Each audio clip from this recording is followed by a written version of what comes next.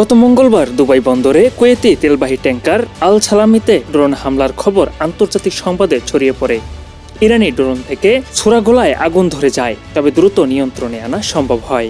জাহাজে থাকা 24 জন ক্রু নিরাপদ রয়েছে। ট্যাঙ্কারে 20 লাখ ব্যারেল অপরিশোধিত তেল থাকায় যদি তা ছড়িয়ে পড়ত, তা বড় ধরনের পরিবেশগত বিপর্যয় ডেকে আনত।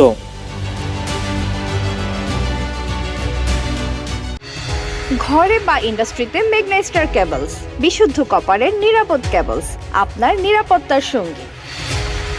অদ্ভুত বিষয় হলো, দুবাইয়ে ব্যস্ত বন্দরেও হামলার কোনো ভিডিও বা ছবি প্রকাশ হয়নি। কেবল ধোঁয়ার একটি ঝাপসা ছবি এবং পরে আগুন নেভানোর স্থির চিত্র দেখানো হয়েছে।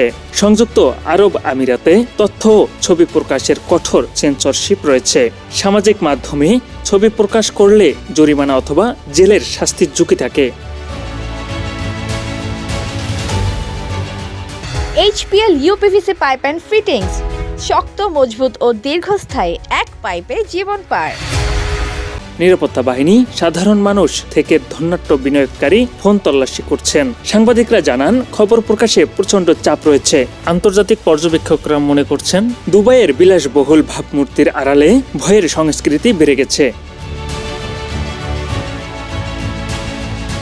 বিশেষজ্ঞরা সতর্ক করে বলেছেন, একের পর এক ড্রোন হামলা নিরাপত্তার মিথ ভাঙছে। তথ্য সেন্সরশিপ কোনো স্থায়ী সমাধান নয়। এভাবে কঠোর রোধ দেশটির স্বাধীন ও উদার ইমেজের জন্য হুমকি হয়ে দাঁড়াচ্ছে।